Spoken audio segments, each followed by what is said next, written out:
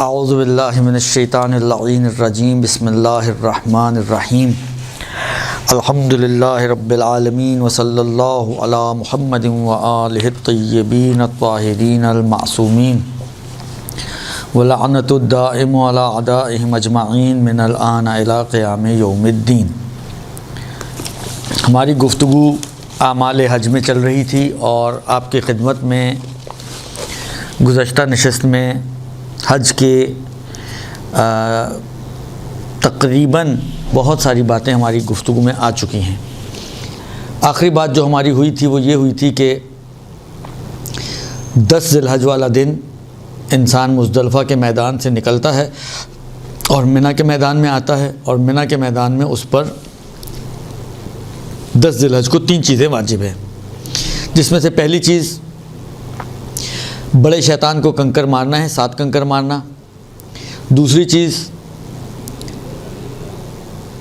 بڑے شیطان کو کنکر مارنے کے بعد اس کو قربانی کرنی ہے، کہ جو عام طور پر نیابتاً کروائی جاتی ہے اور حاجی خود نہیں کرتا، کہ جس کی تفصیل گزر چکی ہے، اور قربانی کے بعد انسان کو حلق یا تقصیر کرنا ہے۔ کل عرض کیا تھا آپ کی خدمت میں کہ حلق ان پر واجب ہے احتیاط کی بنا پر کہ جو پہلی مرتبہ حج کر رہے ہیں۔ دیکھیں، لوگ اس کے راستے ڈھونڈتے ہیں کہ نہ کرنا پڑے۔ حج کرنے آئے ہیں، خدا کی خاطر سارے کام انجام دے رہے ہیں۔ اب تک خدا کی خاطر کتنے سارے ایسے کام انجام دیے جن کا دل نہیں کر رہا ہوتا، تو ایک آخری اور صحیح کہ انسان خدا کی خاطر کم سے کم ایک جذبے کا اظہار تو ہے کہ میں خدا کی خاطر اپنے، یعنی انسان بہرحال انسان کے بال اس کی ایک قیمتی اثاثہ ہوتے ہیں، تو وہ ایک اپنا قیمتی اثاثہ جو ہے خدا کی خاطر قربان کر رہا ہے، تو ہائیلی ریکمینڈڈ، کیونکہ اس کی جو دعا ہے اس میں بھی جملے یہ ہیں کہ پروردگارہ مجھے ہر بال کے بدلے ایک نور عطا کر۔ تو پروردگار عالم انسان کو نور عطا کرتا ہے، اور جب تک انسان سے کوئی گناہ نہیں ہوتا یہ نور حج اس کے ساتھ ہوتا ہے، تو بالآخر ایک زندگی نورانی زندگی بن جاتی ہے انسان کی۔ اس لیے میں یہ سمجھتا ہوں کہ کوشش کریں کہ اس کے راستے نہ تلاش کریں کہ نہ کرنا پڑے۔ یہ 10 دن کے اعمال تھے، 10ویں دن کے اعمال۔ اب عرض کیا آپ کی خدمت میں کہ ان اعمال کے بعد اب تک اس نے کیا کیا کر لیا۔ احرام ہو گیا، احرام کے بعد وقوف عرفات، وقوف مزدلفہ، منی کے 3 واجبات، یعنی 6 چیزیں یہ کر چکا ہے، اور 13 واجبات تھے۔ اچھا، 5 چیزیں اس میں اعمال مکہ ہیں کہ جن کا تذکرہ میں آخر میں کروں گا، تو 6 میں 5 پلس کر لیں تو یہ ہو گئیں 11 چیزیں، بچی 2 چیزیں۔ 13 واجبات تھے نا، 2 چیزیں، ان 2 چیزوں کو میں ابھی یہیں پر پہلے بیان کر دوں، کیونکہ بات منی ہی کی چل رہی ہے، تو ان کو بھی بیان کر دوں تاکہ منی کا چیپٹر ہمارا کلوز ہو جائے، تو پھر ہم اس کی طرف چلیں گے جو کیا کہتے ہیں اعمال مکہ ہیں۔ 2 چیزیں جو منی میں مزید اگلے دنوں میں واجب ہیں، آج کے دن یعنی 10 ذی الحج کو تو کچھ اور واجب نہیں ہے۔ میں نے عرض کیا تھا اس کی مرضی ہے، چاہے منی میں رہے، کیمپ تو ہوتے ہی ہیں، چھوٹا موٹا بستر تو ہوتا ہی ہے، وہیں پہ لیٹا رہے، سو جائے، جو مرضی کرے، دعائیں پڑھے، بالآخر عید کا دن ہے تو یہ بھی کر سکتا ہے، اور چاہے تو اپنے ہوٹل میں جا کے آرام کرنا چاہے وہاں جا کے آرام کر سکتا ہے۔ یعنی 10ویں دن کی کوئی ایسی ریکوائرمنٹ نہیں ہے کہ اس کو منی کے ہی میدان میں رہنا ہے۔ کام ختم، 3 کام ختم، ذمہ داری اس کی منی کی 10ویں دن کی پوری۔ اب 11ویں اور 12ویں دن میں 2 واجب ہیں منی کے حوالے سے، یعنی 12واں واجب اور 13واں واجب۔ ایک یہ ہے کہ 10ویں دن گزرنے کے بعد جو رات آئے گی، جو شب 11 ذی الحج ہوگی، اس رات میں منی میں قیام کرنا، اور 12ویں دن 11واں دن گزرنے کے بعد جو رات آئے گی یعنی شب 12، اس میں منا کے میدان میں قیام کرنا. اس منا کے میدان میں رات گزارنے کو کہتے ہیں بیتوتا. بیتوتا در منا، منا میں رات گزارنا. اب یہ 12واں واجب ہے، ٹھیک ہے، منا میں رات گزارنا. اب اس کے حوالے سے عرض کروں کہ دیکھیں، ویسے اگر ہم دیکھیں تو رات جو ہے وہ مغرب سے شروع ہوتی ہے، اور یہ رات بعض فقہا کے نزدیک طلوع آفتاب تک اور بعض فقہا کے نزدیک طلوع فجر تک. یہ تھوڑا سا اختلاف ہے فقہا کے درمیان کہ اس کی کاؤنٹنگ طلوع آفتاب تک کرنی ہے یا طلوع فجر تک کرنی ہے. کیونکہ دیکھیں، مغرب سے اگر شروع کریں، آپ فرض کریں، ابھی سارے فرضی ٹائمنگز ہیں، فرض کریں شام کو 7 بجے مغرب ہو رہی ہے اور صبح فرض کریں کہ 5:30 بجے فجر ہو رہی ہے، تو یہ ٹائم پیریڈ کا آدھا یا مغرب اگر 7 بجے ہو رہی ہے اور سورج جو ہے وہ 6:45 بجے نکل رہا ہے تو 6:45 بجے تک کا آدھا. تو یہ تھوڑا سا اختلاف ہے فقہا کے درمیان. اور جیسے کہ آپ لوگوں کو معلوم ہے، ہماری گفتگو کا مین مرکز جو ہے آغا سیستانی کے فتاویٰ ہیں، تو ان کے حساب سے اگر ہم دیکھیں،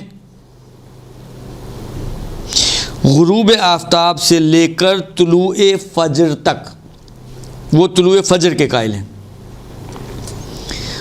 یعنی جو پیچھے مثال ہم نے بنائی تھی، اس پچھلی مثال کے حساب سے اگر 7 بجے مغرب ہو رہی ہے تو 7 بجے سے لے کر صبح 5:30 بجے اگر فجر طلوع ہو رہی ہے تو 5:30 کا جو ٹائم بنتا ہے اس کا ہاف وہ بنے گا آدھا. تو اس اعتبار سے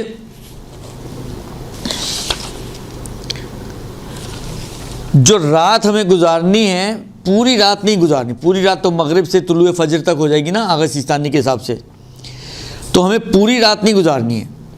تقریباً یہ فقہا کا نظریہ ہے کہ منا میں جو رات گزارنا واجب ہے وہ ہے آدھی رات. آدھی رات گزارنا واجب ہے. اب آدھی رات مثلا فرض کریں فجر سے لے کر، اب یہ میں نے کہا نا، یہ سارے ٹائمنگز جو ہیں وہ فرضی ہیں، صرف سمجھانے کے لیے ہیں. باقی جب آپ وہاں جائیں تو ایکچوئل ٹائمنگز وہاں کا جو وقت چل رہا ہوگا اس کے حساب سے آپ اس کو ایڈجسٹ کریں گے. 2 حصے ہم بناتے ہیں نارملی، مغرب سے لے کر 12 بجے تک یا 11 بجے سے لے کر طلوع فجر تک. یہ 2 ٹائم ہو گئے. ممکن ہے اگر ہم ایگزیکٹ کیلکولیشن کریں تو فرض کریں کہ وہ 11:30 بنتا ہو ٹائم، لیکن ہم احتیاطاً کہتے ہیں جی 12 بجے. اب مکلف کو یہ اختیار ہے آغا سیستانی کے نظریے میں کہ چاہے تو پہلے کی آدھی رات منا میں گزار لے، چاہے بعد والی آدھی رات منا میں گزار لے. 2 ہاف بنتے ہیں، 2 ہاف میں سے 1 ہاف منا میں گزارنا ضروری ہے. پوری رات گزارنا ضروری نہیں ہے. ایک حصہ رات کا چاہے پہلا والا حصہ گزارنا چاہے تو پہلے والا حصہ گزار سکتا ہے، دوسرے والا حصہ گزارنا چاہے تو دوسرے والا حصہ گزار سکتا ہے. یہ اختیار ہے مکلف کو، آپشن ہے مکلف کے پاس. ان کے مقابل میں مثلا آغا خمینی تھے جو قائل تھے کہ نہیں، ضروری ہے کہ پہلا ہی آدھا حصہ گزارے، دوسرا آدھا حصے کا آپشن ان کے پاس نہیں تھا اختیاراً. لیکن آغا سیستانی کے نظریے میں بالکل اختیاری طور پر بھی آپ چاہیں تو آپ کہیں میں دوسرا ہاف گزاروں گا تو کوئی حرج نہیں ہے، آپ دوسرا ہاف گزار لیں. لہذا ہم احتیاطاً کہتے ہیں کہ آپ 11 بجے پہنچ جائیں تاکہ یقینی طور پر آپ منا میں پہنچ چکے ہوں جب ہاف سٹارٹ ہو. بس منا میں جو رات گزارنی ہے وہ غروب سے آدھی رات تک یا آدھی رات سے فجر تک، یہ اس کی ذمہ داری ہے کہ یہ کام اس نے کرنا ہے۔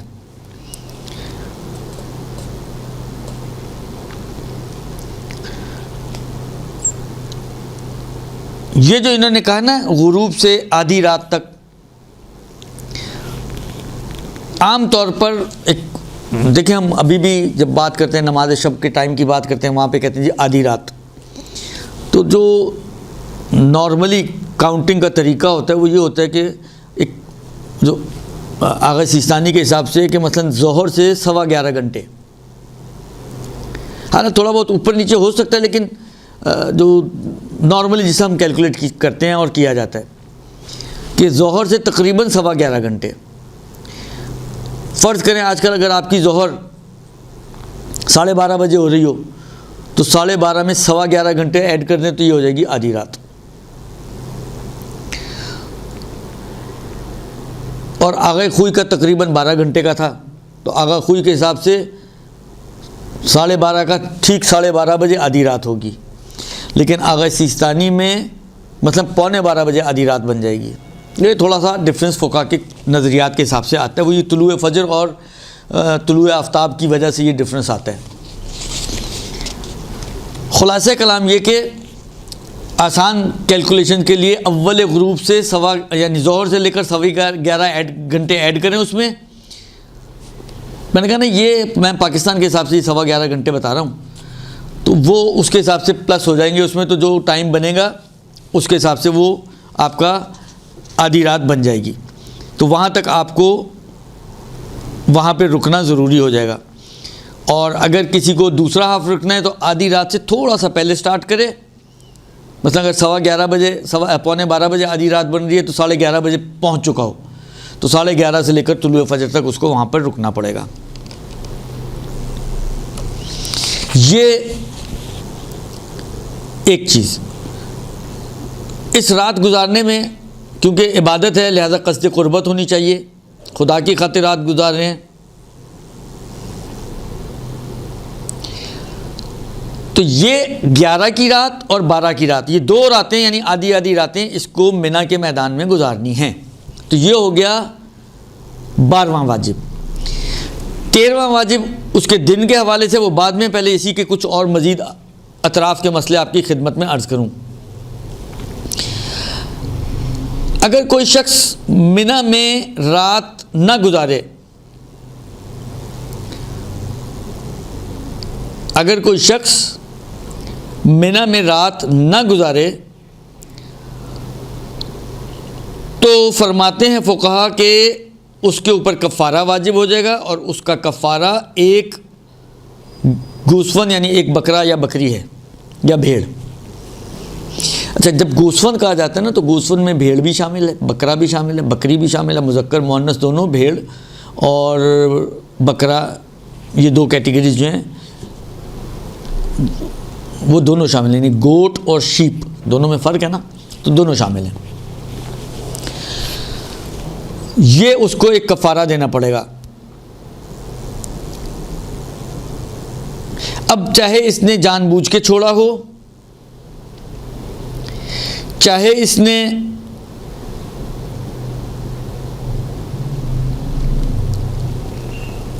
بھولے سے چھوڑ دیا ہو یا حکم نہ جاننے کی وجہ سے چھوڑا ہو۔ البتہ حکم نہ جاننے کی وجہ سے اگر اس نے چھوڑا ہے تو آغا سیستانی کے نزدیک احتیاط واجب کی بنا پر اس کو کفارہ دینا ہے، لیکن باقی صورتوں میں فتویٰ ہے۔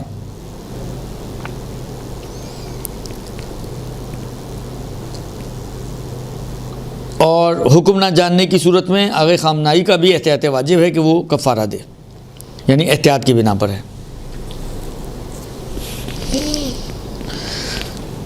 یہ ہو گیا جناب علی چھوڑنے کا مسئلہ۔ اچھا، ایک اور مسئلہ آتا ہے، وہ یہ آتا ہے کہ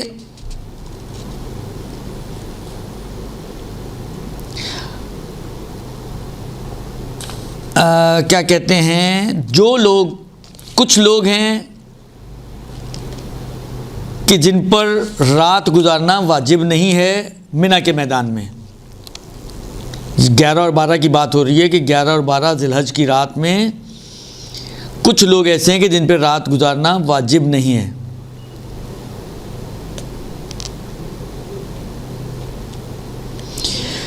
پہلا وہ شخص کے جو بیمار ہو اور ان کی دیکھ بھال کرنے والے افراد، یا وہ لوگ کہ جن کے لیے منی میں رہنا کسی عذر کی وجہ سے انتہائی مشقت کا سبب ہو. کوئی بھی عذر ہو لیکن اس عذر کی بنا پر ان کے لیے منی میں رہنا انتہائی مشقت کا سبب ہو، تو ان پر واجب نہیں ہے کہ یہ رات گزاریں. ایک دوسرا وہ گروہ کہ جن کو اس بات کا خوف ہو کہ اگر وہ منی میں رہے تو ان کا کوئی ایسا مال منی میں رکنے کی وجہ سے ان کو ان کا جان یا ان کی مال یا ان کی آبرو کو خطرہ ہو، تو ان پر بھی رات گزارنا واجب نہیں ہے.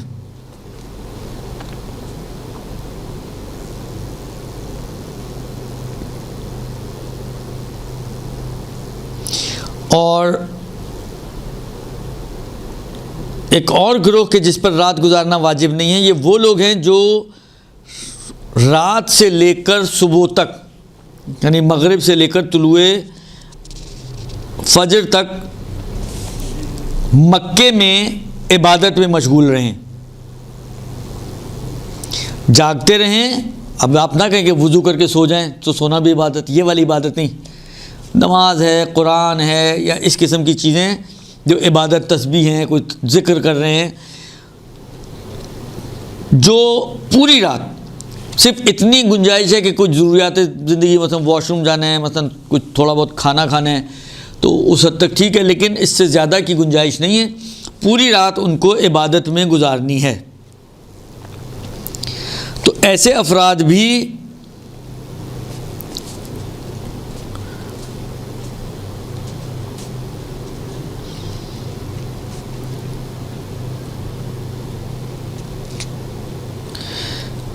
یہ منی میں ان پہ رہنا واجب نہیں ہے.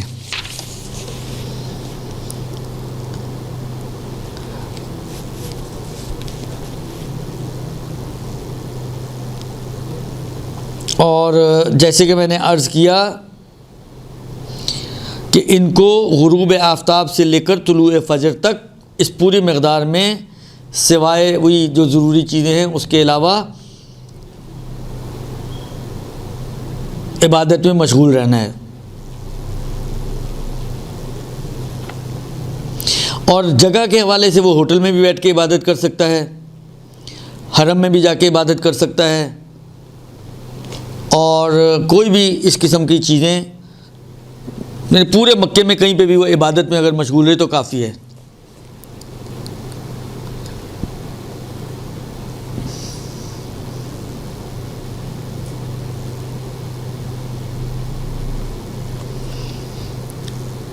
اور یہ شخص جو مکے میں عبادت میں مشغول ہے اور منی نہیں آیا، اس پر کوئی قربانی وغیرہ بھی واجب نہیں ہوگی، یعنی کفارہ بھی اس پہ واجب نہیں ہوگا.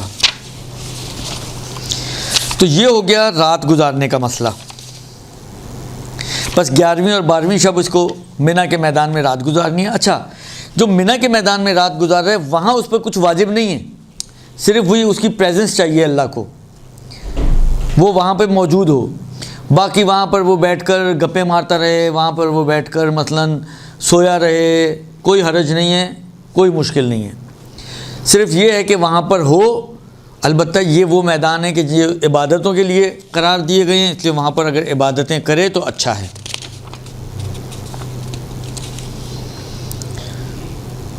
یہ تو ہو گیا شب 11 اور شب 12. اچھا، انہی دونوں شبوں میں جن میں یہ قیام کر رہا ہے، انہی کے دنوں میں 13واں واجب اس کی ذمہ داری بنتی ہے وہ تینوں شیطانوں کو کنکر مارنا.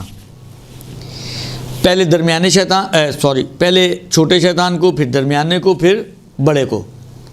ترتیب میں پہلے چھوٹا ہے، آخر میں بڑے کو مارنا ہے. باقی جو کنکر کے احکام ہیں،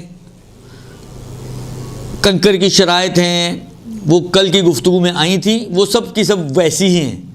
یعنی 10 ذی الحج کے جو بڑے شیطان کے کنکر ہیں اس میں اور اس میں کوئی فرق نہیں ہے احکام کے اعتبار سے. فرق صرف اتنا ہے کہ اس میں صرف ایک کو مارے جاتے ہیں، یہاں پہ تینوں کو مارے جائیں گے، چھوٹے کو، درمیانے کو اور بڑے کو. باقی احکام کے حساب سے دونوں ایک جیسے ہیں. اب ایک بات صرف جو میں نے کل نہیں بیان کی تھی اب یہاں پہ بیان کر دوں، اسی کے لیے میں نے روک دی تھی. وہ میں نے کہا کہ مزدلفہ کے میدان سے کنکر چننا مستحب ہے. کتنے کنکر چننے ہیں؟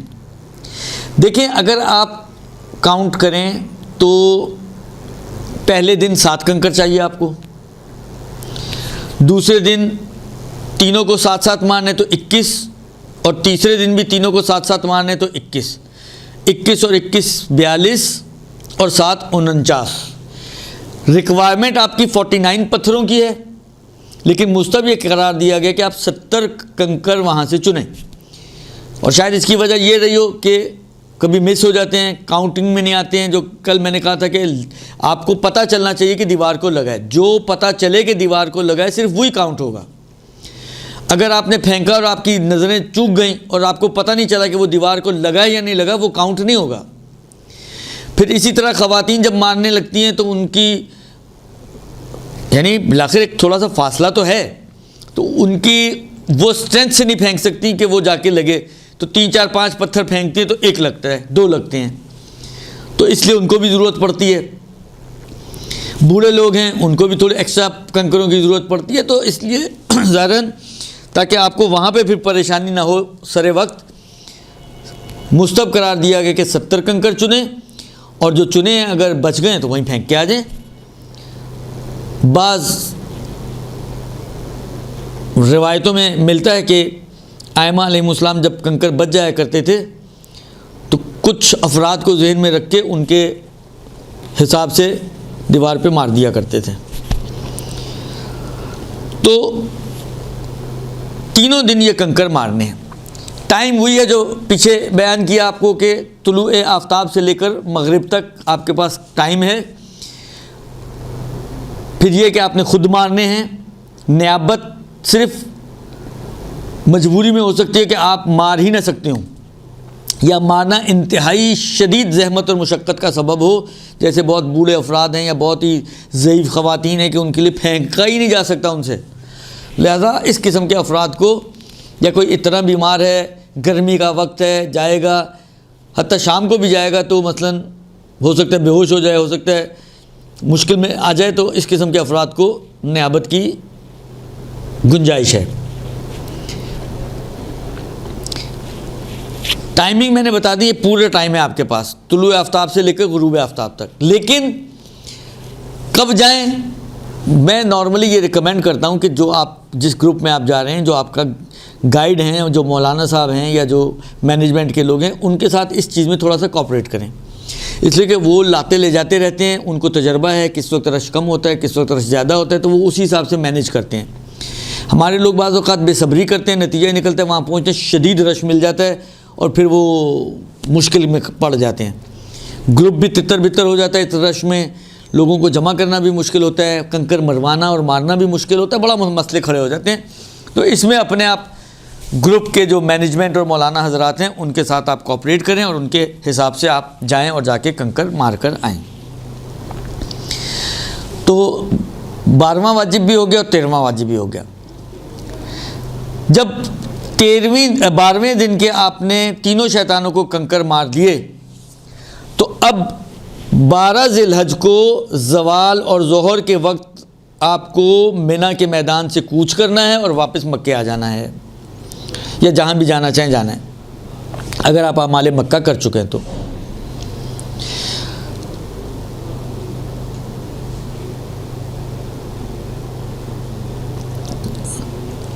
بس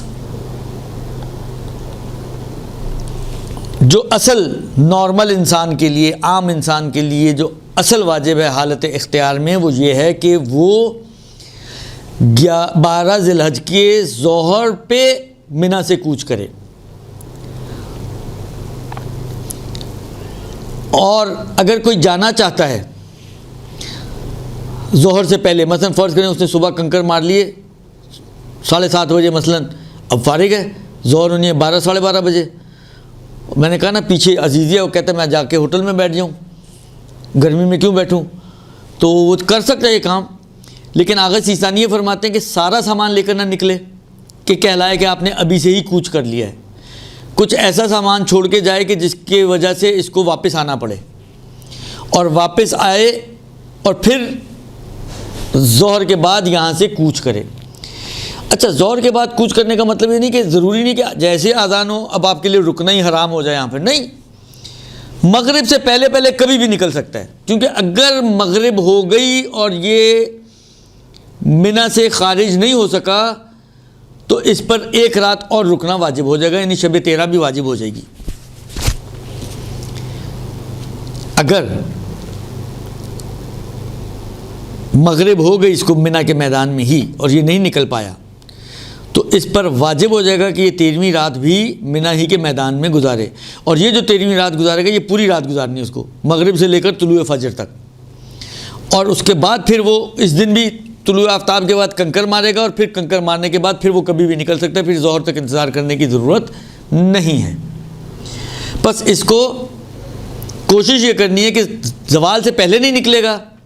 اگر نکلے گا تو کچھ سامان چھوڑ کر جائے تاکہ واپس آئے اور اس سامان کو لے کر جائے. واپس آنے کے لیے یہ ضروری نہیں ہے کہ ظہر سے پہلے ہی واپس آئے، وہ واپس ظہر کے بعد بھی آ سکتا ہے، آئے آ کے سامان اٹھائے اور پھر واپس. بس یہ ہے کہ نہ کہلائے کہ اس نے زوال سے پہلے کوچ کر چکا ہے، یہ نہیں ہونا چاہیے. سامان چھوڑنے کا اسی وجہ سے آغا سیستانی نے فرمایا ہے.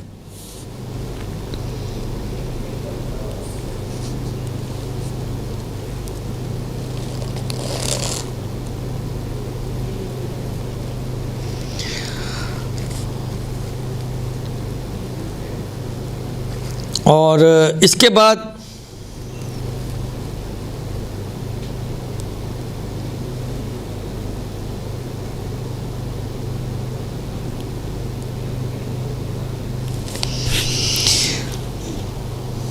بس آغا سیستانی کا میں نے عرض کر دیا کہ ظہر سے پہلے اگر چیزیں چھوڑ کے جا رہا ہے تو جا سکتا ہے. چیزیں چھوڑے بغیر ظہر سے پہلے احتیاط کی بنا پر جانا جائز نہیں ہے اس کے لیے. پھر واپس آئے، واپس آنے کے لیے ظہر سے پہلے بھی آ سکتا ہے، ظہر کے بعد بھی آ سکتا ہے. غروب سے پہلے سامان اٹھائے اور واپس چلا جائے تو یہ اس کے لیے کافی ہو جائے گا. یہ جی یہاں تک آپ کی خدمت میں جو باتیں میں نے بیان کر دی ہیں، یہ 5 اعمال مکہ کو چھوڑ کر باقی تقریباً باتیں آپ کی خدمت میں نے پیش کر دی ہیں. اب آ جا کے جو چیز رہ گئی ہے وہ 2-3 چیزیں رہ گئی ہیں اور وہ آپ کی خدمت میں مجھے پیش کرنی ہے.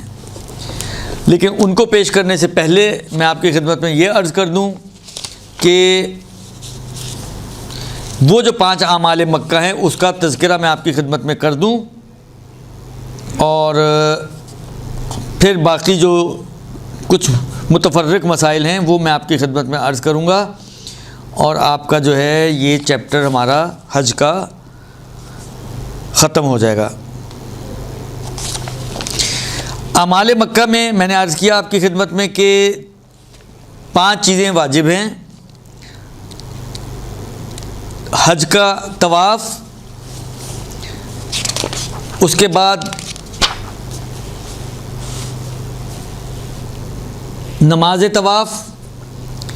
طواف حج میں نیت کرے گا کہ میں اپنے حج اسلام کے حج تمتع کے طواف کو انجام دیتا ہوں قربتاً الی اللہ. نماز میں نماز طواف کو انجام دیتا ہوں قربتاً الی اللہ. طواف کا وہی طریقہ، وہی شرائط، وہی سب کچھ مسائل کے جو آپ عمرے میں پڑھ چکے ہیں اور سن چکے ہیں، وہی یہاں پہ بھی سارے ریپیٹ ہیں، اس لیے میں ان کو کوئی ریپیٹ نہیں کر رہا.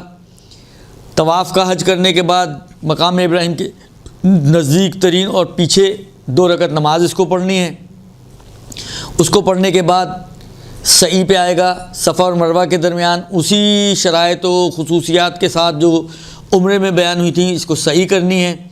فرق صرف اتنا ہے کہ جب آخری چکر اس کا مروہ پہ ختم ہوگا تو عمرے میں وہاں پہ اس کو تقصیر یا حلق کرنا تھا، لیکن اس میں اس کو کچھ نہیں کرنا، اس لیے کہ حلق یہ کر کے آیا ہے تو اس کو یہاں پہ کچھ نہیں کرنا. بس اب کیا ہو گیا 3 چیزیں ہو گئیں، آخری چیز رہ گئی طواف النساء اور اس کی نماز. ان دونوں کو بھی پچھلے طواف کی طرح انجام دے گا تو اس کے پورے حج کے اعمال مکمل ہو جائیں گے. یہ ایک مطلب. دوسرا مطلب یہ کہ جو محرمات اس کے اوپر حرام ہوئے تھے، میں نے کل عرض کیا تھا کہ جب منی میں حلق یا تقصیر کرتا ہے تو اس کے 90-95% محرمات حلال ہو جاتے ہیں. صرف 3 چیزیں بچ جاتی ہیں، ایک عورت، ایک خوشبو اور ایک شکار. اچھا، شکار جو احرام کی وجہ سے ہے، وہ جب احرام ختم ہوگا تو احرام والی حرمت شکار کی ختم ہو جائے گی، لیکن کیونکہ حدود حرم میں شکار ویسے حرام ہے، چاہے احرام کی حالت میں آپ نہ بھی ہوں، تو وہ اپنی وہ والی، جس کو یوں سمجھ لیں کہ ذاتی حرمت جو ہے اس کی باقی رہے گی. جو احرام والی تھی عارضی، وہ ختم ہو جائے گی. لیکن باقی جو 2 چیزیں ہیں وہ 2 مرحلوں میں انسان کی گردن سے اترتی ہیں. حلق تقصیر کر کے 95% حلال ہو گئی، یعنی چیزیں آپ کی جو ریسٹرکشنز تھی وہ ختم ہو گئی احرام والی. عورت اور خوشبو ابھی بھی حرام ہے. جب یہ بندہ جاتا ہے طواف حج، نماز طواف حج اور صحیح کرتا ہے تو خوشبو بھی اس پر حلال ہو جاتی ہے. اب صرف عورت باقی ہے اس لیے کہ طواف النساء نہیں کیا. اور جب یہ طواف النساء کرتا ہے تو عورت بھی اس پر حلال ہو جاتی ہے اور شکار بھی تقریباً حلال ہو جاتا ہے. صرف میں نے کہا نا کہ ذات احرام والا شکار ختم ہو جاتی ہے حرمت، باقی حلال نہیں ہوتا، باقی اس کی جو حرمت ذاتی ہے وہ باقی رہتی ہے. تو اب یہ سمجھیں اب یہ مکمل طور پر احرام سے فارغ ہو چکا ہے طواف النساء کے بعد. تیسری چیز یہ کہ طواف النساء سب پر واجب ہے. نام اس کا طواف النساء ہے، کام اس کا عورت کو حلال کرنا ہے، لیکن یہ واجبات حج میں سے ایک واجب ہے. لہذا وہ شخص جس کی بیوی مر چکی ہو، وہ عورت جس کا شوہر مر چکا ہو، وہ بچے جو ابھی جنہوں نے شادیاں کی نہیں ہیں، جن کے پاس عورت اور شوہر ہیں ہی نہیں، یا وہ جس کو شادی کرنی نہیں ہے، یا حتیٰ اگر مردے کے لیے بھی والد کا انتقال ہو گیا، ان کی نیابت میں کر رہے ہیں ان کا واجب حج. اب وہ تو انتقال ہو چکے ہیں، انہوں نے تو کبھی شادی کرنی نہیں ہے، اس کے باوجود طواف النساء سب پر واجب ہے. یہ ایک مطلب. چوتھا مطلب یہ ہے کہ آغا سیستانی کے نظریے کے مطابق اب اس کا تعلق ڈائریکٹلی حج سے نہیں ہے، عمرہ مفردہ کا مسئلہ، لیکن بات آ رہی ہے اس لیے بیان کر رہا ہوں کہ عمرہ مفردہ میں اگر کوئی شخص 10 عمرے کرتا ہے تو 10 طواف النساء اس پر واجب ہے. اچھا، عمرہ مفردہ میں یہ ہو سکتا ہے کہ آپ نے پہلے 5 واجب انجام دے دیے، احرام پہن لیا، طواف کر لیا، نماز طواف پڑھ لی، صحیح کر لی، تقصیر کر لی، 5 چیزیں ہو گئی. آپ دوسرا احرام عمرے کا پہن لیں اور طواف النساء کو چھوڑ دیں. 4-5 عمرے آپ نے کر لیے بغیر طواف النساء کے. اب آپ کو 4-5 عمروں کا طواف النساء کرنا ہے تو ایک نہیں کریں گے کہ آپ 5 کی نیت کر کے ایک طواف النساء کر لیں، نہیں، بلکہ جتنے عمرے آپ نے کیے ہیں اتنے ہی طواف النساء آپ کو ایک ایک کر کے انجام دینے ہوں گے. یہ کیونکہ اہم مسئلہ تھا اس لیے لوگ پوچھتے بھی تھے. بہت سے لوگ سعودیہ میں کام کرتے تھے، ہر سال جاتے تھے، بلکہ ہر چھٹی پہ چلے جاتے تھے. 25-50 عمرے کیے ہیں. اب 25-50 عمرے کیے ہیں، مسئلہ ہی نہیں پتہ تھا طواف النساء کا، وہ تو کیا ہی نہیں. وہ تو سوچتے تھے کہ اب بیوی تو ہے ہی نہیں یہاں پہ، تو طواف النساء کیا کرنا ہے، کیا ہی نہیں. اب بعد میں پتہ چلا کہ وہ تو واجب ہے، تو ان کو جتنے بھی عمرے کیے تھے ان کو ایک ایک کر کے سب طواف النساء یا خود کریں، اگر خود جانا ممکن ہے. اگر خود جانا ممکن نہیں ہے تو کسی کو نائب بنائیں کہ وہ آپ کی طرف سے تمام طواف النساء کو انجام دے. یہ ہو گئے 4 پوائنٹ. 5واں پوائنٹ یہ ہے کہ بعض خاص طور پر جو ایک بہت ہی واضح مثال ہے وہ میں آپ کی خدمت میں عرض کر کے بات کو وائنڈ اپ کر دوں گا کہ کفارے جن صورتوں میں واجب ہیں. ایک اہم صورت یہ ہے کہ اگر کوئی مجبوراً بھی بند گاڑی میں سفر کرتا ہے مرد تو اس کے اوپر کفارہ آ جاتا ہے. یہ جو کفارہ انسان کی گردن پر آیا ہے اس کو کہاں ذبح کرنا ہے؟ کفارہ کس چیز کو ذبح کرنا ہے اور کس کو دینا ہے؟ یہ 2-3 چیزیں ہیں یہاں پر، درست؟ یہ 2-3 چیزیں. اچھا، شکار کے اوپر بھی کفارے واجب ہوتے ہیں. جس کو کہیں دھڑا دھڑ، لیکن شکار ہے ہی نہیں آج کل کے زمانے میں، اس لیے وہ تو ختم ہو گیا، اس کو چھوڑ دیں۔ بند گاڑی کا سفر کیا ہے یا کوئی اور غیر شکار دوسری چیزوں کی وجہ سے اگر کفارہ واجب ہو تو وہ کہاں جائے گا؟ مثلا کسی نے فرض کریں ازدواجی تعلقات احرام کی حالت میں قائم کر لیے، یا میں نے بتایا نا بند گاڑی میں سفر کر لیا، تو ایسی صورت میں کیا کیا جائے گا؟ ان کفاروں کو کہاں دیا جائے گا؟ اب دو صورتیں ہیں، ایک عمرے کا کفارہ ہے، ایک حج کا کفارہ ہے، ٹھیک ہے نا؟ ایک عمرے کا کفارہ ہے، ایک حج کا کفارہ ہے۔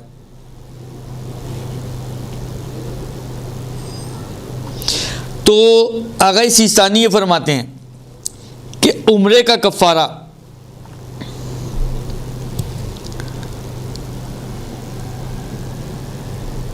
احتیاط واجب کی بنا پر عمرے کا کفارہ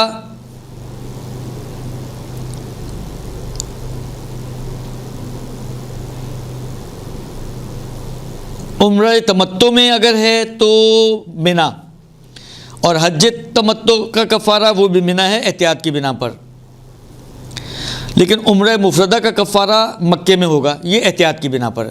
اچھا اب یہ دیکھیں بعض چیزیں جو قرآن و حدیث سے سمجھ میں آ گیا، انہوں نے تو فتویٰ دے دیا، لیکن جب آپ وہاں جاتے ہیں تو پریکٹیکل گراؤنڈ پہ بڑا مشکل ہو جاتا ہے کہ منی میں تو ویسے ہی قربانی جو حج کی واجب قربانی وہ آج کل منی میں نہیں ہو رہی، تو کفارہ کیسے منی میں آپ ذبح کریں گے؟ تو اگر نہ کر سکتے ہو وہاں پر تو پھر آپ اپنے ملک میں بھی کر سکتے ہیں۔ ایک دوسرا یہ کہ احتیاط واجب ہے یہاں پر، کیونکہ احتیاط واجب ہے تو اس صورت میں رجوع کرنے کی کیونکہ گنجائش ہے، تو جیسے آغا وحید ہیں یا بعض دیگر فقہا ہیں وہ اس بات کی اجازت دیتے ہیں کہ آپ اپنے کفاروں کو چاہے حج کا ہو چاہے عمرے کا ہو اپنے ملک میں آ کر اور اپنے وطن میں آ کر بھی ذبح کر سکتے ہیں، تو رجوع کی بھی گنجائش یہاں پر موجود ہے۔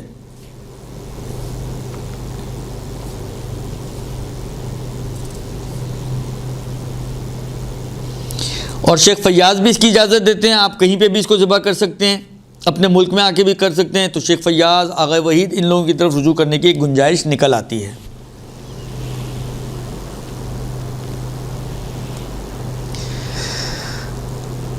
یہ ہو گیا جناب علی کفارے کا مسئلہ۔ ایک کیا ذبح کیا جائے؟ اکثر جگہ پہ کفارہ جو ہے وہ بکرا ہے، لیکن بعض جگہ پر گائے اور اونٹ بھی ہے، اس کی تفصیل مناسک حج میں آپ کو مل جائے گی، اس کی طرف میں نہیں جاؤں گا۔ دو، تیسری چیز کس کو دیا جائے؟ تو آغا سیستانی یہ فرماتے ہیں کہ یہ کفارہ جو ہے وہ فقراء اور مساکین کو دیا جائے۔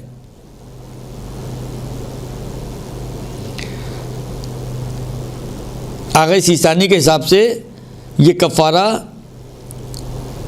فقراء، بلکہ آغا سیستانی کے تقریباً سب مراجع کا، آغا خوئی، آغا سیستانی، آغا فیاض، آغا وحید، یہ تقریباً ظاہراً آغا رہبر، ان سب کا نظریہ یہی ہے کہ یہ کفارہ جو ہے وہ فقراء کو دیا جائے۔ جی ہاں، کفارہ فقراء کو دیا جائے۔ اب یہ کہ یہ جو فقیر ہے یہ کیسا ہونا چاہیے فقیر؟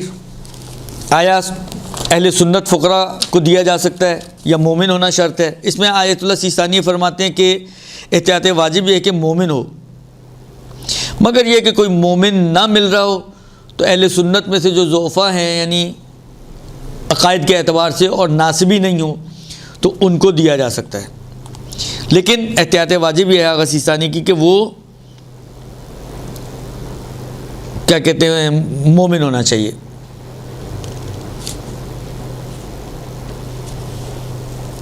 البتہ واجب النفقہ اپنے افراد کو، کسی کا کوئی ماں باپ واجب النفقہ ہے تو وہ ان کو دے تو کہتے ہیں اس کی اجازت نہیں ہے۔ اور کفارے کا بکرا خود ذبح کرنا ضروری نہیں ہے، البتہ دیکھیں ایک غلطی جو ہوتی ہے، آپ نے کسی کو پیسے دے دیے، اس نے پیسے لے کے دوائیاں لے لیں، یہ کافی نہیں ہوگا۔ آپ کے ہم نے تو بکرے کے لیے دیے تھے. بکرا جب تک آپ نے زندہ بکرا دے دیا، اس نے اٹھا کے بیچ دیا، یہ بھی کافی نہیں ہوگا. کفارہ ہے بکرے کا ذبح ہونا. جب ذبح ہوگا بکرا تب کفارہ بنے گا. جب تک بکرا ذبح نہیں ہو رہا کفارہ نہیں بنے گا. لہذا ہاں آپ یہ کر سکتے ہیں کہ بکرا ذبح کرنے کے بعد کسی کو پکڑا دیں اور وہ اٹھا کے بیچ دے، کوئی حرج نہیں ہے، پھر کوئی حرج نہیں ہے. ایک چیز. دوسری یہ کہ کفارے کا جب بکرا آپ دیتے ہیں تو اس کی کھال، اس کا سر، اس کے پیر، پائے وائے، یہ سب کچھ فقیر کو جاننا چاہیے. لہذا فرض کریں جس طرح ہمارے یہاں رائج ہے، قصائی جو ہے وہ کھال لے لیتا ہے اجرت کی وجہ سے، تو آپ اس کی ضامن ہیں. لہذا آپ کو کچھ پیسے اس کھال کے عوض آپ کو کسی فقیر کو دینے پڑیں گے. نتیجتاً پیسے نہیں دیں گے تو وہ آپ کی گردن پہ اتنی اماؤنٹ لٹکی رہے گی. تو اس کا آسان حل یہ ہے کہ کوئی ایسا ضرورت مند انسان ہو، آپ اس کو ساتھ لے کے جائیں، بکرا ذبح کروائیں، اپنی خود کرنا ضروری ہے، نیابتاً نہیں کروائیں، لیکن یا کسی ایسے بندے کو بولیں اس کو بھیجیں، وہاں پر ٹائم سیٹ کریں، وہ آپ کی نیت سے بکرا ذبح کرے اور پورے کا پورا بکرا اس کے حوالے کر دے. یہ قبض کر لے ایک دفعہ، قبض کرنے کے بعد پھر وہ اس کی کھال وال اتارے اور یہ اس کو کھال میں اجرت میں دے دے تو کوئی حرج نہیں ہے. لیکن ایک مرتبہ پورے کا پورا بکرا تمام اپنے لوازمات کے ساتھ، سری، پائے، بھیجا، کلیجی، گردے وغیرہ سب اس کے حوالے ہونا ضروری ہے. البتہ ایک کے حوالے ہونا ضروری نہیں ہے. آپ دیندار شرعی فقیر ڈھونڈیں اور ایسے دیندار شرعی فقراء میں اس کو بانٹ بھی سکتے ہیں. اور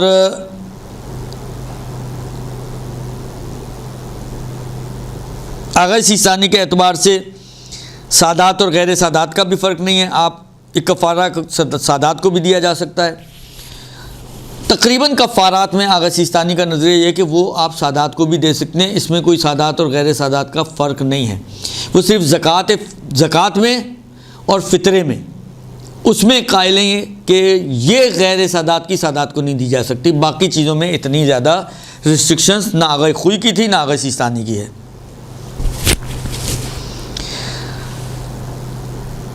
یہ کچھ مسائل تھے جو بکرے کے کفارے کے بکرے کے حوالے سے تھے. خلاصہ یہ نکلا کہ آپ کراچی میں آ کے ذبح کر سکتے ہیں، وہاں پہ ممکن نہ ہونے کی وجہ سے بھی اور احتیاط واجب میں رجوع کرنے کے وجہ سے بھی. سیف سائڈ یہ کہ آپ احتیاط کی وجہ سے رجوع کر لیں آغا فیاض کی طرف مثلا، اور رجوع کر کے پھر اس کو کراچی میں آ کے ذبح کرتے ہیں. خود ذبح کرنا ضروری نہیں ہے، ذبح ہونا چاہیے. ذبح شدہ بکرا اپنے حوالے کرنا ہے، بکرے کے تمام لوازمات حوالے کرنے ہیں، تب وہ آپ کا کفارہ پورا کاؤنٹ ہوگا. اگر کوئی چیز بیچ میں اس نے انٹری کر لی اور نہ دی تو اس کے وہ آپ ضامن ہو جائیں گے. اس کے حساب سے کچھ پیسے اس کو اس کی ضمانت کے طور پر دے دیں تو یہ مسئلہ آپ کا حل ہو جائے گا. یہ جناب علی کیا کہتے ہیں کچھ مسائل ہیں. اچھا ایک چیز یہ کہ جو قربانی کا جانور منی میں ہم کرتے ہیں 10 ذی الحجہ کو، اس کی شرائط تھیں. اشارہ کیا تھا میں نے کہ سب سے موٹی شرط یہ کہ وہ بے عیب ہونا چاہیے، معیوب نہ ہو. ایج وائز اس کی شرط ہے کہ ایج اتنی ہونی چاہیے منیمم، مریل ٹائپ کا نہ ہو وغیرہ وغیرہ. آیا ایسی شرائط کفارے کے بکرے میں بھی ہیں؟ تو آغا سیستانی فرماتے ہیں کہ نہیں، کفارے کے بکرے میں اس قسم کی کوئی شرط نہیں ہے. لہذا وہ جو کہلائے کہ یہ بکرا ہے، چاہے ایج وائز بھی وہ مثلا بکرا ہے تو 2 سال کا ہو مثلا، تو 2 سال کا نہ بھی ہوا ہو، 1.5 سال کا بکرا ہے تو بھی چل سکتا ہے. یا مثلا فرض کریں کہ کان کٹا ہوا ہے تب بھی چل سکتا ہے، اور مختلف چیزیں جو ہیں وہ بھی چل سکتی ہیں. اچھا ایک بات اب آئی ہے تو ایک اور مسئلہ میں آپ کی خدمت میں عرض کروں، اور بس آج ہماری یہ گفتگو سمجھے آخری مسئلہ بیان کر رہا ہوں اور گفتگو ہو جائے گی تمام. وہ اب حج سے اتنا ریلیٹڈ نہیں ہے، لیکن ایام حج میں ایک تو یہ کہ مستحب قربانی جو ہے اس کے 3 دن ہیں مستحب. پہلا عید کا دن، 12 کا اور 13 کا ایک. دوسری چیز یہ کہ مستحب قربانی کے لیے بھی شرائط کا خیال رکھا جائے تو یہ بہتر ہے، لیکن مستحب قربانی میں بھی کوئی خاص شرطیں نہیں ہیں، صرف ایج کی شرط احتیاط واجب کی بنا پر لگائی ہے آغا سیستانی نے، ایج کے علاوہ کوئی اور شرط نہیں ہے۔ لہذا کیونکہ ہمارے لوگ اس میں دیکھیں خیال رکھیں تو برا نہیں ہے، ہاں اچھا ہے، لیکن بعض اوقات ہوتا ہے کہ وہی والی بات ہے، ایک چھوٹے سے کان کے اوپر مثلا قیمت میں اچھا خاصا فرق پڑ جاتا ہے کہ ایک کا کان کٹا ہوا ہے، تو کان کٹا ہوا ہو، دم کٹی ہوئی ہو، یا کوئی اور عیب ویب ہو، اس کے اندر سینگ ٹوٹا ہوا ہو، تو مستحب قربانی اس بکرے پر ہو سکتی ہے، ہو جاتی ہے، صرف ایج کی ایک آغا سیستانی کا ہے، وہ بھی احتیاط واجب ہے، تو آپ آغا وحید یا دوسرے فقہا کی طرف رجوع کر سکتے ہیں جو بھی آپ کے نزدیک فالعلم ہو۔ اس کے علاوہ باقی اور کوئی خاص شرط وہاں پر موجود نہیں ہے۔ یہ جتنا اچھا، ایک اور آخری چلیں، اب آخری مسئلہ وہ یہ مسئلہ آتا ہے کہ دیکھیں یہ چیزیں وہ ہیں کہ جو میرے ذہن میں ایک اچانک آ گئی، تو میں بتا رہا ہوں، آپ کے ساتھ شیئر کر رہا ہوں اپنے ان تجربات کی روشنی میں جو میرے وہاں پر ہوتے ہیں۔ تو ایک بڑا مسئلہ پیش آتا ہے، وہ یہ آتا ہے کہ نماز آیا اہل سنت کے ساتھ ان کے پیچھے جماعت پڑھی جا سکتی ہے یا نہیں پڑھی جا سکتی؟ تو جماعت آپ کراچی میں بھی اہل سنت پیش نماز کے پیچھے پڑھ سکتے ہیں، اس کا ایک طریقہ اپنا ہوتا ہے۔ ایک جو چیز اہم ہوتی ہے وہاں پر مکے میں وہ یہ ہوتی ہے کہ دیکھیں وہ اپنی ٹائمنگز پہ چلتے ہیں، آپ کی ٹائمنگ ان کے 10-12 منٹ بعد ہوتی ہے، فجر میں بھی آپ کی ٹائمنگ ان کے بعد ہے اور مغرب میں بھی آپ کی ٹائمنگ ان کے بعد ہے۔ ان دو نمازوں میں یہ خاص مسئلہ آتا ہے، لوگ رات سے گئے ہوئے ہوتے ہیں، فجر پڑھ کے آئیں گے، اب فجر کی اذان ہوئی اور فرض کریں کہ 15 منٹ 20 منٹ گیپ سے پہلے ہی انہوں نے فجر پڑھ ڈالی، تو آپ کا ابھی ٹائم ہی نہیں ہوا۔ ایک دفعہ مجھے یاد پڑتا ہے، میں نے مکے میں ہی آغا سے پوچھا تھا، جو آغا کے دفتر والے ہیں، تو انہوں نے شاید 20 منٹ کہا تھا مجھے کہ 20 منٹ آپ اذان ان کی سے ویٹ کریں آپ۔ تو اگر 20 منٹ سے پہلے ان کی جماعت ہو رہی ہے تو آپ سمجھیں کہ یہ جماعت ابھی وقت سے پہلے آپ نہیں پڑھ سکتی ہیں۔ اچھا، ان کے پیچھے آپ کہیں چلو میں کوئی قضا پڑھ لوں، تو قضا بھی نہیں پڑھ سکتی ہیں، صرف ادا نماز پڑھنے کی سہولت حاصل ہے۔ لہذا یہ نماز تو آپ فجر کی جو 20 منٹ سے پہلے پڑھی جا رہی ہے آپ نہیں پڑھ سکتی۔ اب کیا کریں؟ جب آپ یہ نماز نہیں پڑھ سکتے ہیں تو آپ کو یا تو ان کے ساتھ بس ایک اٹھک بیٹھک کر لیں، یا اپنی کوئی مستحب نماز کی نیت کر لیں اور اس کے ساتھ، یعنی صرف نیت آپ کی اپنی نماز کی ہوگی اور ان کے ساتھ پڑھتے رہیں، اٹھک بیٹھک کرتے رہیں ان کے ساتھ۔ اچھا، یہ ایک مسئلہ، یہ مسئلہ آتا ہے صرف فجر میں اور مغرب میں۔ مغرب میں بھی 12-15 منٹ کا تو گیپ آتا ہی آتا ہے، اگر اتنا گیپ کے بعد وہ پڑھتے ہیں تو آپ پڑھ سکتے ہیں ان کے ساتھ جماعت، اور نہیں ڈالتے اتنا گیپ تو نہیں پڑھ سکتے ہیں۔ یہ ایک چیز۔ نماز کیسے پڑھیں گے؟ دیکھیں نماز ایسے کریں گے کہ آپ جماعت کی نیت سے کھڑے ہوں گے، لیکن پوری نماز آپ نے خود پڑھنی ہے، پوری نماز آپ نے خود پڑھنی ہے۔ یہی اگر آپ کسی شیعہ عالم دین کے پیچھے پڑھ لے ہوتے تو الحمد سورہ آپ کو جماعت میں نہیں پڑھنا ہوتا، لیکن جب آپ اہل سنت پیش نماز کے پیچھے پڑھیں گے تو آپ کو الحمد سورہ بھی خود سے پڑھنا ہے۔ اب ایک جو مشکل آتی ہے وہ یہ آتی ہے کہ ہم لوگ عادی ہوتے ہیں چھوٹے سورے پڑھنے کی، الحمد کے بعد آپ نے انا اعطیناک الکوثر پڑھ لیا، اب ویٹ کر رہے ہیں اس کے تو ابھی ختم ہی نہیں ہوئی، تو آپ اس میں نماز کی نیت سے نہیں، قرآن کی نیت سے کوئی بھی اور سورہ پڑھ سکتے ہیں، کوئی ذکر پڑھنا شروع کر دیں، الحمدللہ، سبحان اللہ، لا الہ الا اللہ، یہاں تک کہ وہ رکوع میں چلے جائیں تو پھر آپ ان کے ساتھ رکوع میں جا سکتے ہیں۔ جو گیپ بیچ میں آتا ہے اس کو اس طرح سے آپ فل کر سکتے ہیں۔ یہ دو باتیں ہو گئی نماز جماعت کے حوالے سے۔ تیسرا مسئلہ جو نماز جماعت کا آتا ہے وہ یہ آتا ہے کہ بعض اوقات آپ جماعت ایسے پڑھ رہے ہوتے ہیں کہ پیش نماز آپ کے بالکل مثلا کعبہ یوں ہے نا چکور، یہاں پیش نماز کھڑا ہوا ہے، آپ یہاں کھڑے ہوئے ہیں، آپ کے بالکل سامنے پیش نماز۔ تو آغیون سے پوچھا گیا یہ سوال، انہوں نے کہا کہ کوئی حرج نہیں ہے کیونکہ یہ صرف ایک شکلاً جماعت ہے، اس لیے اس طرح بھی آپ کھڑے ہو جائیں، کوئی مشکل نہیں ہے۔ یا آپ اتنی اوپر چڑھ کے کھڑے ہو رہے ہیں، وہ کہتے ہیں کوئی حرج نہیں ہے، گیپس ان کے یہاں بہت آ جاتے ہیں، کہتے ہیں کوئی حرج نہیں ہے، شکلاً ہے اس لیے چل جائے گا، کیونکہ پڑھ تو آپ خود ہی رہے نا اپنی نماز، یعنی اگر یہ جماعت نہیں بھی بنی تو بالآخر آپ کی اگر وقت ہو چکا ہے تو یہ آپ کی فرادہ نماز تو بن ہی جائے گی۔ اسی طریقے سے ایک مسئلہ یہ آتا ہے کہ ویسے تو یہ خود بھی خواتین کو پیچھے بھیج دیتے ہیں، میں نے دیکھا ہے ان کو بھیجتے ہوئے، لیکن بعض اوقات نظر نہیں پڑی تو کوئی خاتون آپ کے ساتھ، تو جہاں تک اگر پاسبل ہے آپ کے لیے اس کا خیال رکھنا، تو یہ خیال رکھنا پڑے گا کہ آغا سیستانی کے حساب سے مرد اور عورت میں اگر ساتھ ساتھ کھڑے ہوں تو کم سے کم 4.5 میٹر کا فاصلہ ہونا چاہیے، 4.5 سے 5، 4.5 میٹر ہے یا 5 گز سمجھ لیں آپ، تو ان کا فاصلہ درمیان میں ہونا چاہیے۔ اگر اتنا گیپ ہے تو ٹھیک ہو جائے گی آپ کی جماعت، ورنہ آپ کی نماز، ورنہ آپ کی یہ نماز بھی صحیح نہیں ہوگی۔ 5ویں چیز جو آتی ہے وہاں پر سجدے کا مسئلہ۔ دیکھیں مکے میں اگر آپ صحن کعبہ میں یا چھت، کعبے کی چھت یعنی جو مسجد کی چھت وت ہے اس پہ پڑھ رہے ہیں تو نارملی وہاں پر کارپیٹڈ ایریا نہیں ہوتا، سنگ مرمر لگا ہوا ہے اور سنگ مرمر پتھر ہے، اور آغا سیستانی اور آغا خوئی کے نزدیک سنگ مرمر پر سجدہ ہو سکتا ہے، اس لیے کوئی مشکل نہیں ہے، آپ سجدہ کر سکتے ہیں اس پر۔ آغا سیستانی کے حساب سے سنگ مرمر پر سجدہ ہو جاتا ہے، اس لیے آپ کر سکتے ہیں۔ آغا خامنائی کے حساب سے وہ اتحاد بین المسلمین کے اعتبار سے وہ کہتے ہیں ویسے ہی آپ ان کے ساتھ ان کی طریقے سے آپ نماز پڑھ سکتے ہیں، تو وہاں پہ بھی سجدہ رکھنے کی ضرورت نہیں ہے، اس لیے آپ کی یہ نماز بھی مشکل نہیں ہوگی۔ مدینے میں مسئلہ آتا ہے کہ وہاں سارا کارپیٹڈ ایریا ہے، لیکن اطراف کی جو مسجدیں کچھ حصے ایسے ہیں کہ جہاں پر کارپیٹ نہیں ہے، گیپس ہیں کارپیٹس میں، تو بہتر یہی ہے کہ آپ وہاں جا کے نماز پڑھ لیں، تو کچھ رکھنے کی بھی ضرورت نہیں ہے، ورنہ اپنا سجدے کا اپنا مور، اپنے چھوٹا سا کوئی مور رکھیں، اپنے ہاتھ میں رکھیں، یا چپٹا سا پتھر رکھ لیں عقیق کا، اس کے اوپر بھی سجدہ ہو سکتا ہے۔